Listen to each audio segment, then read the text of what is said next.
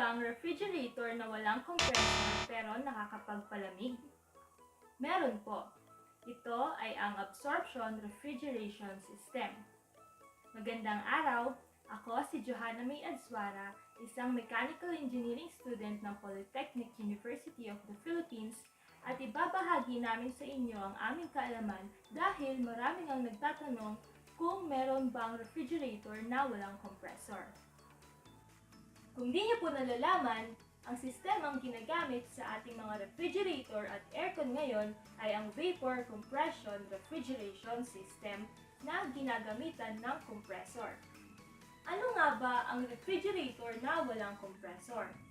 Ito ay ang Absorption Refrigeration System na kung saan hindi na ito ginagamitan ng compressor, kundi ito ay mayroong LPG o gasol na siyang nagbibigay ng gatong para gumana ito.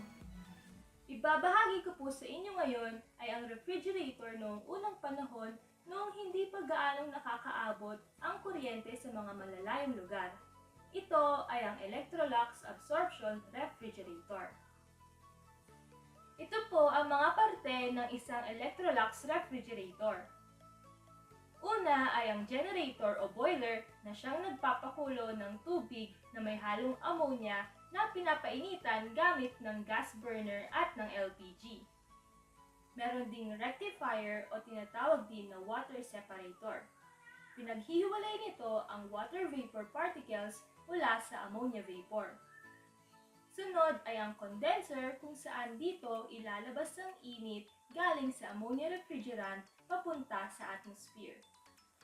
Sunod naman ay ang evaporator kung saan inaabsorb ng ammonia refrigerant ang init mula sa mga substance tulad ng karne, isda, gulay, tubig at iba pa na nasa loob ng refrigerator cabinet.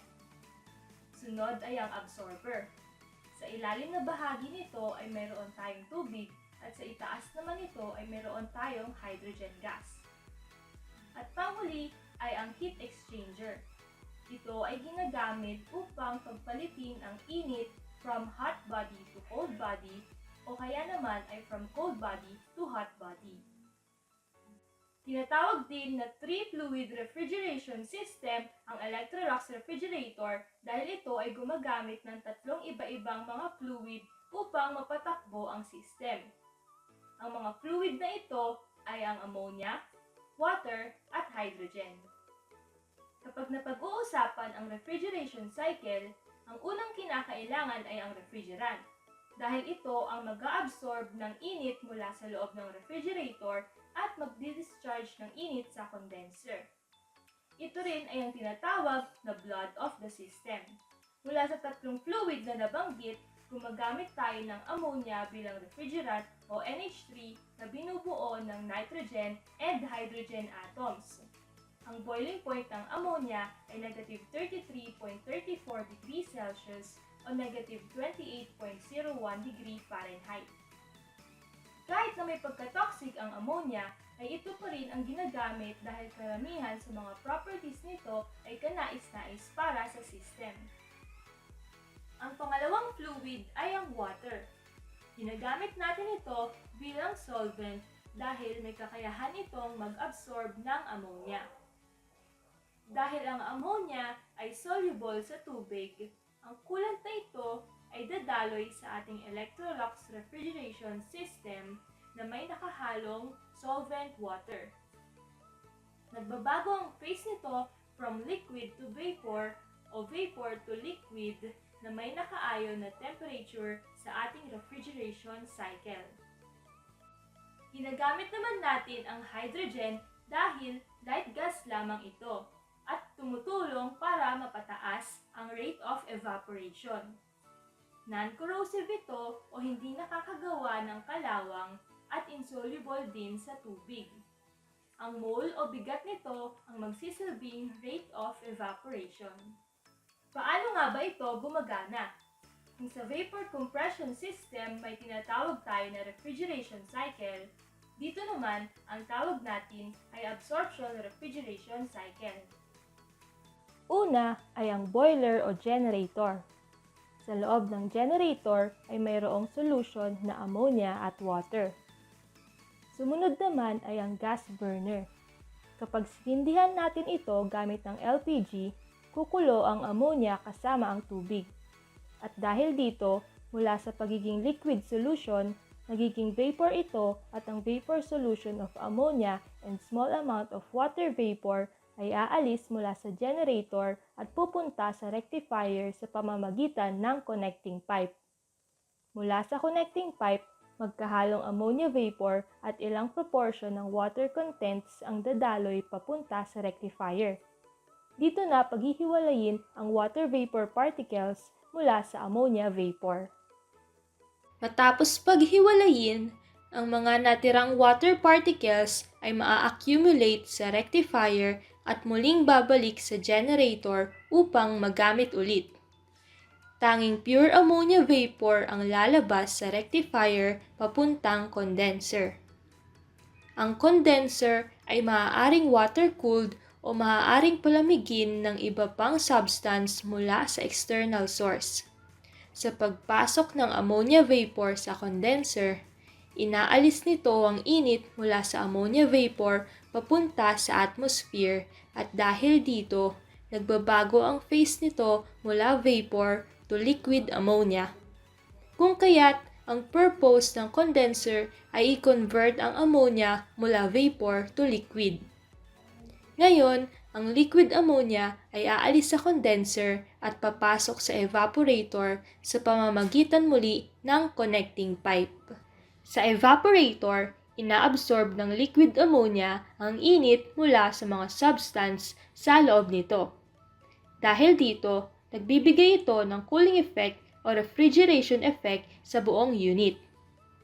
Ngunit dito sa loob ng evaporator, may isa pang fluid na papasok sa ating process. Ito ay ang hydrogen gas. Saan nga ba manggagaling ang hydrogen gas? Sa ating system, meron tayong absorber. Sa ilalim na bahagi nito ay mayroon tayong tubig at sa taas naman nito ay mayroon tayong hydrogen gas. Dahil ang hydrogen gas ay insoluble sa tubig at magaan din, lumulutang ito sa upper portion ng ating absorber mataas sa layer ng tubig. Since magaan lamang siya, papasok ito sa connecting pipes na nakakonekta sa evaporator. Dito nanggagaling ang hydrogen gas na makikita natin sa evaporator. Ang hydrogen gas na ito ay hahalo sa ammonia liquid dahilan sa pag-angat ng rate of evaporation na kung saan ay umaangat din sa cooling effect sa ating unit dahil sa addition ng hydrogen. Matapos mag-extract ng heat mula sa evaporator, ang ammonia ay magbabago ng phase mula ammonia liquid to ammonia vapor. Ang ammonia vapor na ito kasama ang hydrogen ay lalabas sa evaporator at dadaloy sa pipe papuntang absorber. Ngayon, meron na tayong water sa loob ng absorber at nalaman na natin kanina na ang ammonia ay soluble sa water. Ang ammonia vapor ay mahahalo sa water sa loob ng absorber at makakabuo ng ammonia water solution.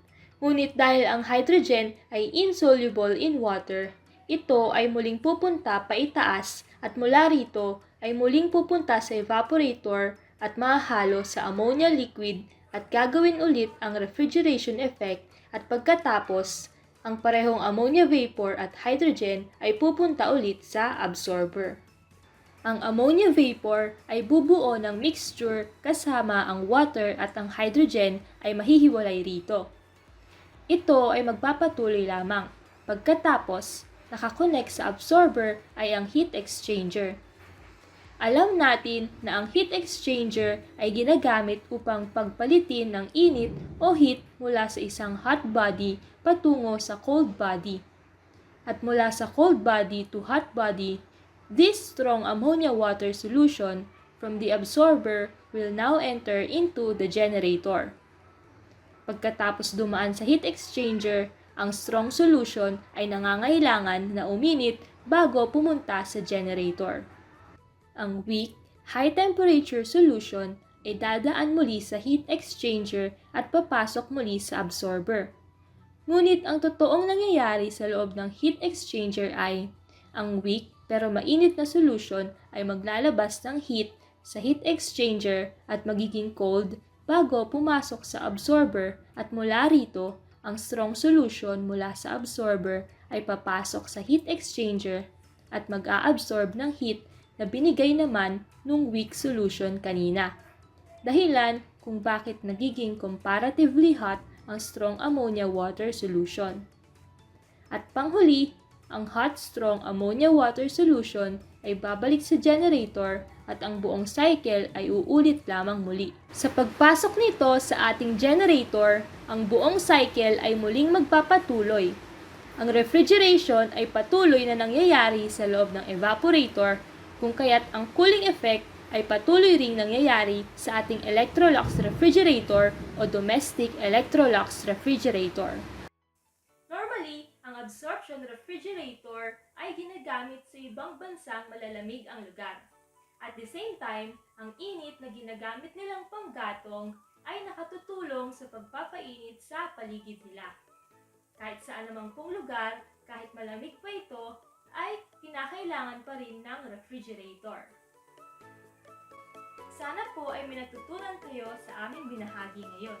Muli, ako po si Johannah at marami pa po kaming videos sa channel na to na tutorials in Ref and Aircon by JoyJobs 2020. Inaanyayahan ko po kayong mag-like, subscribe at mag-share. Maraming salamat po!